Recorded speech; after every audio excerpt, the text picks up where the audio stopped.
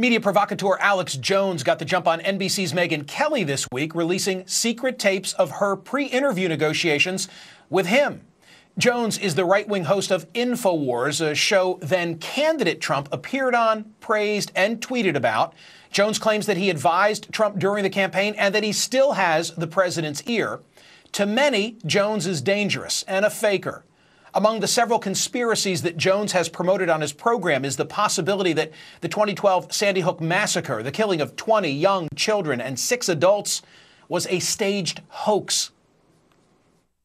Sandy Hook is a synthetic, completely fake, with actors, in my view, manufactured. This is an illegitimate criminal government that probably staged this event.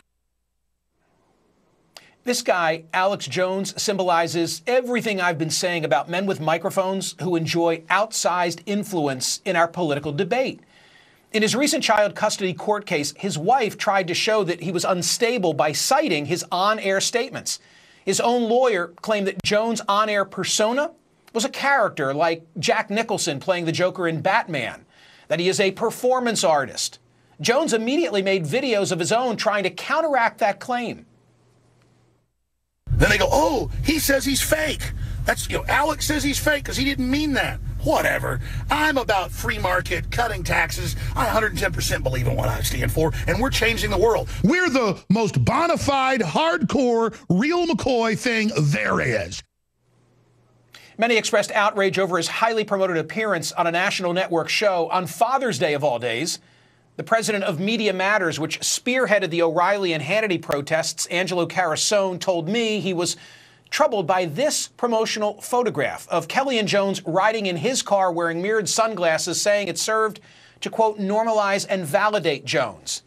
J.P. Morgan Chase pulled its ads from NBC News. Its chief marketing officer tweeted this: as an advertiser, I'm repulsed that Megyn Kelly would give a second of airtime to someone who says Sandy Hook and Aurora are hoaxes. Why?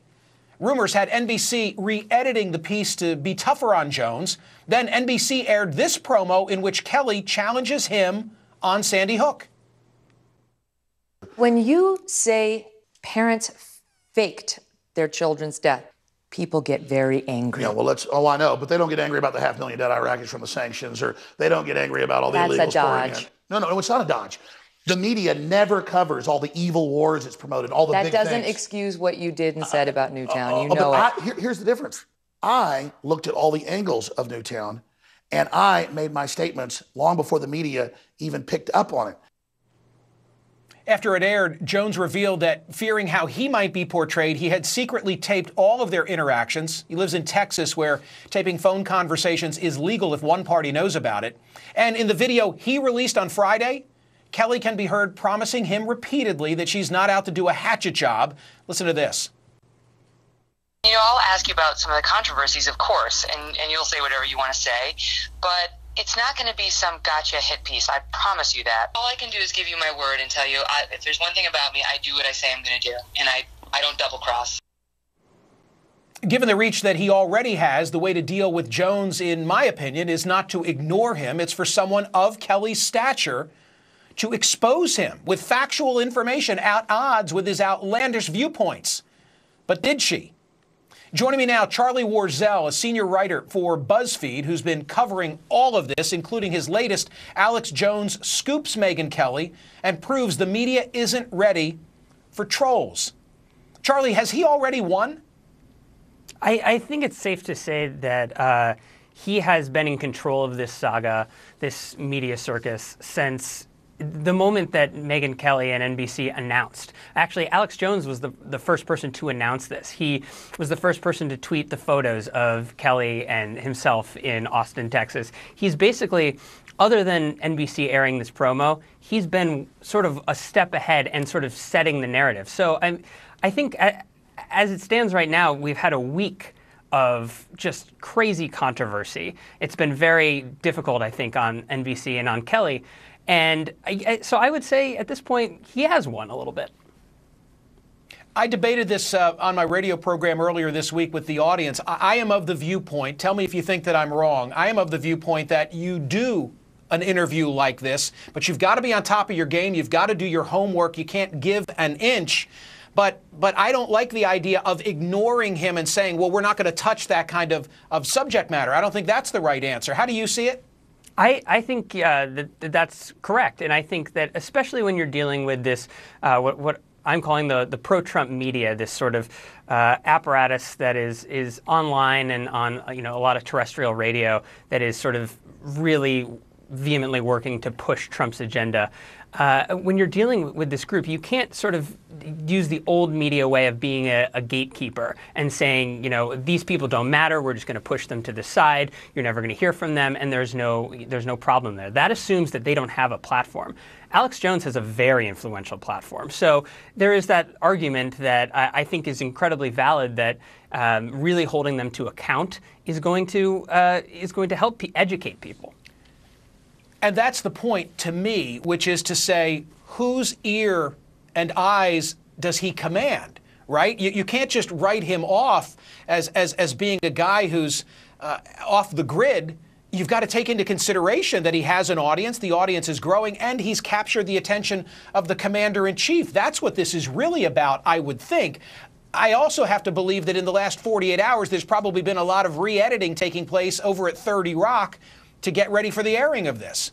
Yeah, absolutely. And I think that's just that re-editing plays into the pro-Trump media and Alex Jones's narrative that, this wasn't fair from the get-go, or that Kelly says one thing when the microphones are off and another when it's on, and that there's sort of this air of, disingenuousness. Now, granted, Jones is being very disingenuous the entire time, but he's able to have those dirty tricks. He's new media, but the traditional, old school, stuffy media should be held to a higher standard.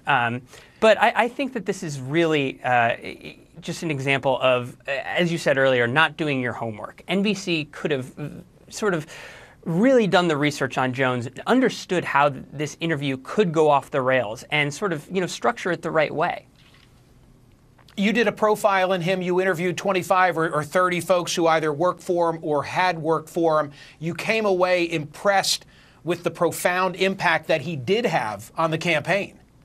Absolutely. And I think a lot of people don't realize this, but many of his old former employees and associates told me that he doesn't just have listeners or audience members. He has followers. It is very much like almost a religious leader, a preacher, someone who just what they say, there's so much trust. And a lot of people, according to these sources that I talked to, said that they had heard that a lot of people who watched Jones voted for the first time in this election, not because they're young, but because they're anti-government people. And Jones is very anti-government in the past, but he got behind Trump in this way and with this enthusiasm. And I think, if you went to his rallies, you saw the InfoWars Hillary for Prison shirt. It was almost ubiquitous. And I think that there's this real impact, and people really hinge on those words. So I think it's really important to take Alex seriously, but also to interrogate him. My final thought, I want the same thing that the Sandy Hook parents want. I want him to be exposed for the fraud that I believe that he is. The question is, do you get there by engaging him or ignoring him? And my argument is by engaging him as long as you come to play, meaning Megyn Kelly. And I guess we're going to find out whether that was the case. Charlie Warzel, thank you so much for being here. Thanks for having me. Let's check in with Twitter and Facebook. Catherine, what do you got? Smirkanish, lighten up. It's just Alex Jones. It's a show. No. There's too much conflation going on in the country between news and entertainment. It may be an entertainment show, but when your fodder is the execution of 26 people, 20 of them kids, and you use that for entertainment purposes, no, you've crossed a line. And let's also call it out. Too many among us can't distinguish between the entertainment and the news, and they take it. They take it as if it's a news report, and it's not. Up next, the jury in Bill Cosby's trial for aggravated indecent assault has now been deliberating longer than the trial itself lasted. Might there be a mistrial? And what will that mean? Will it be the end of the case?